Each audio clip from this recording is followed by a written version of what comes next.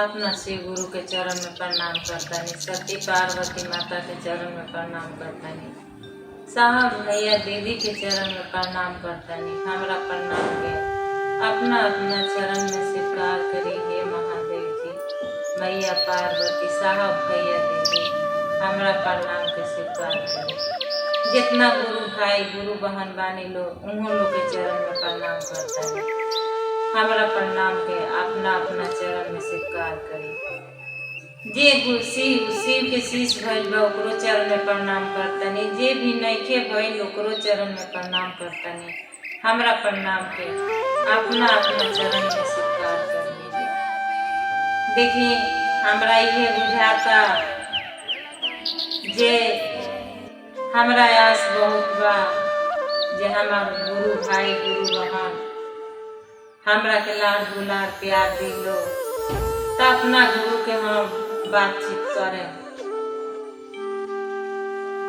देखिए हमनी के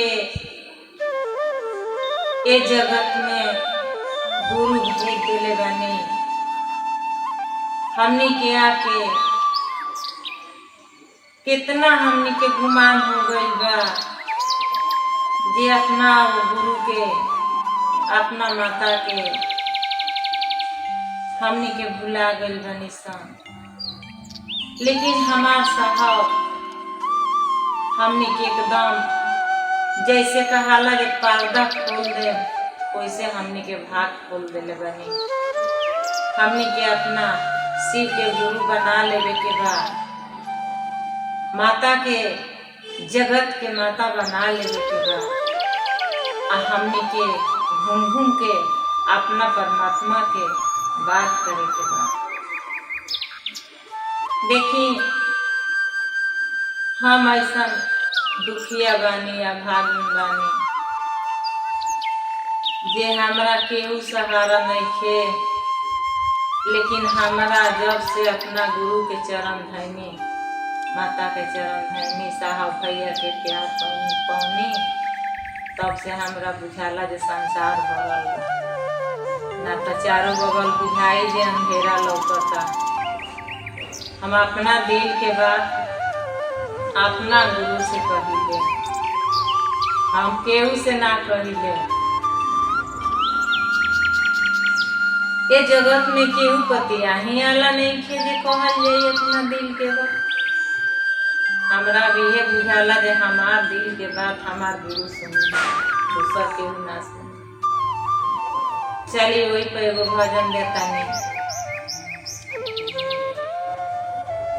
टूटल कलमवा से गुरुजी लिखला हमारो करमवा, भागिया में आगिया लगले केकरा के धरवा हमहु चरणवा, भागिया में आगिया लगले केकरा के धरवा हमहु चरणवा, भागिया में आगिया लगले।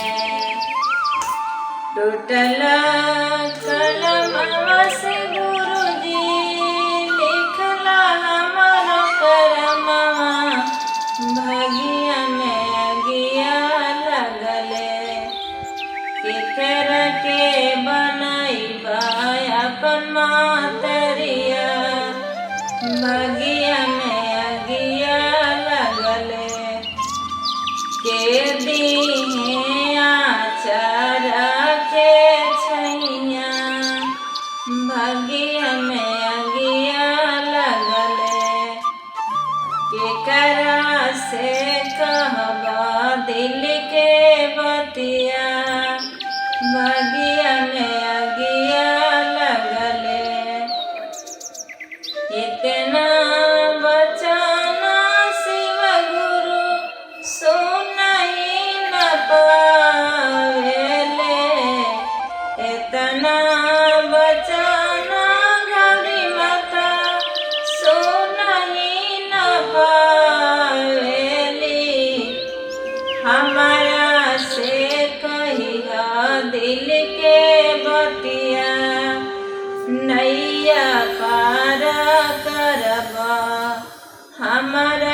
से कहिया दिल के बतिया, नैया पार करबा हम बनबा तोहारो मतरिया।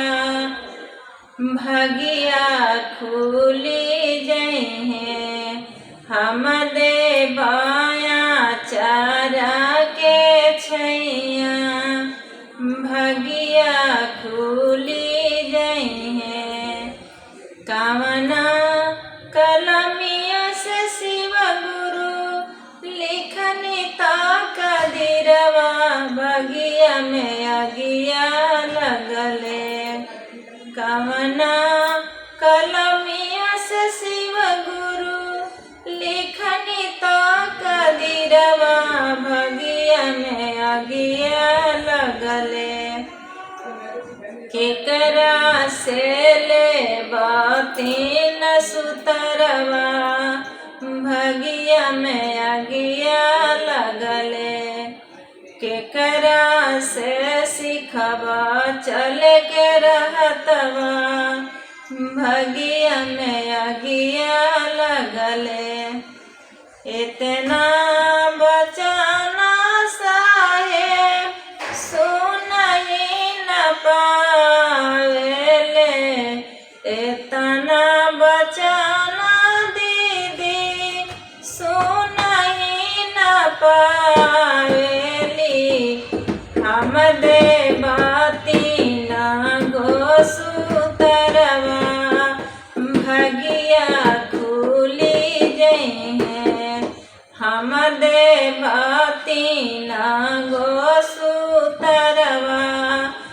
भगिया खुली जइहे हम बतैब चले के रहतवा। भगिया खुली जइहे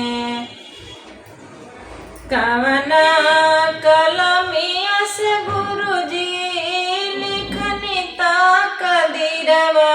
भगिया खुली गईले बचपन में शिवा गुरु छिननी बाप महतरिया। भगिया में अगिया लगले केकरा से कहीं दिल के बतिया। भगिया में अगिया लगले अतना बचाना गुरुजी सुनही न पावेले। हमरा से कह दिल के बतिया, नैया पार करबा।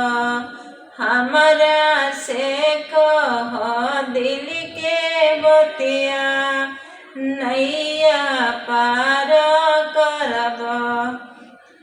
पहिला में दया मंगला, दूसरा में चर्चा अगिया लागी गईले।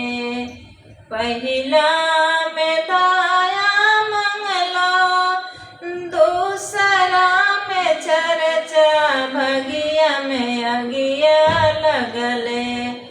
तीसरा में न मन पाड़ा नमा, भगिया खुली गईले। तीसरा में न मन पाड़ा नमा, भगिया खुली गईले।